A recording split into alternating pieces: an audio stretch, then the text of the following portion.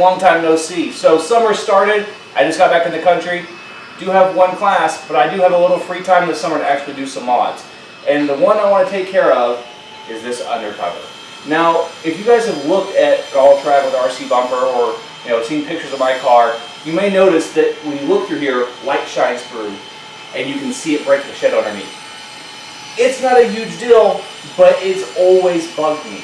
It's always been sort of this issue I've had with the car that just makes it look a little unfinished. And I don't have a big front mount that might block it like a lot of guys have. I'm using a water air intercooler, and so the way I have it sized and located, you see the big gap through. Now what's got me working on this now is thanks to Truman Priest. He'd actually done this plastic splitter here for his car, and it didn't work out. It's just too thin and flimsy of a plastic to suit the needs he's wanting to do, so he just let me have this scrap. And in the past, I wanted to take this. I actually have a template I've already made. The goal here is to sort of line these things up and cut out a plastic piece that will actually go from the front of the bumper to the radiator support. So I'm going to go ahead and get these things lined up, and then we can start cutting them out and see if we can finish this thing to be useful for this need.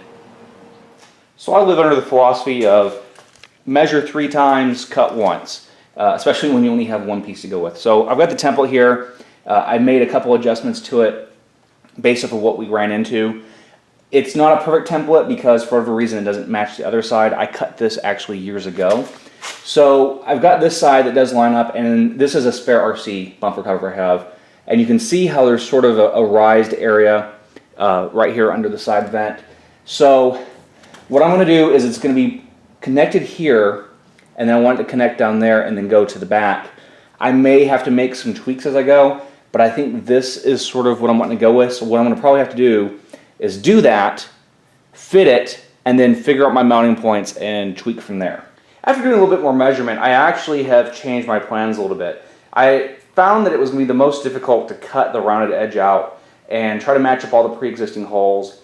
And so I went ahead and did a comparison of how the shape of the lip that he'd actually cut, and of course it makes sense, it's the perfect shape for the front bumper. So what I'm actually going to do, and this will actually give me more material to work with as well, is I match it up. I'm going to go ahead and drill my holes and create my first mounting points. Then what I can do from there is make all my additional holes and adjustments as needed. I think this will make it a little bit easier to do, and it'll save me time, especially since this is sort of a tight project and I'm in the middle of classes right now.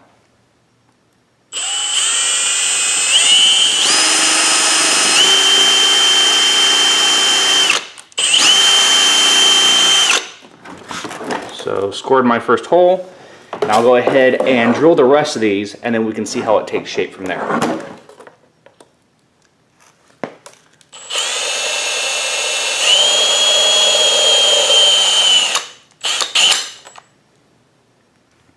So as you can see here, what I would do is I drilled the first one out, then I put it behind a block, drilled it the rest of the way out, use that with the bolt in it to sort of make sure everything stayed fixed. Then I would make another mark, drill it out, mark, drill it out, and so on until I have the whole front lined up properly. So now all I can start doing, because I can either have it where it goes down and affixes to the bottom here, which could work, or I could kind of make a spacer or go about a few different things. So what I'm going to do now is get underneath the car, see how things line up, and then I can start trimming and figuring out everything from there.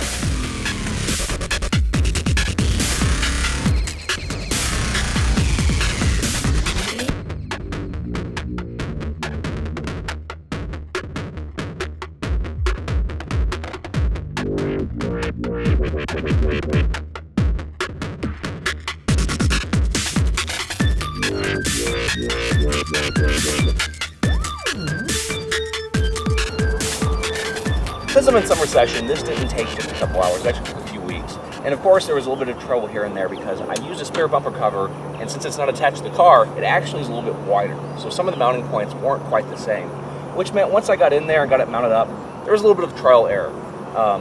Also the fact that it didn't work as I envisioned, where it was just a flat piece that went across and actually has bends and bows and different places I had to cut it, that sort of took me off the plan as well, but I do think this will work. I think this will work for the next couple of years as a way of just making the car look more finished. As you look through here, you can see that it's just black. You don't see the ground through anymore. That's always kind of bothered me about the car, but I do think this is much improved. And all in all, it wasn't a huge amount of effort to do something this simple. And once again, shout out to Truman Priest. I'm going to put a link to his video in the description for hooking up this piece of plastic that makes my car look a bit better. And like always, thanks for watching. Make sure you like and subscribe, and we'll see you all next time.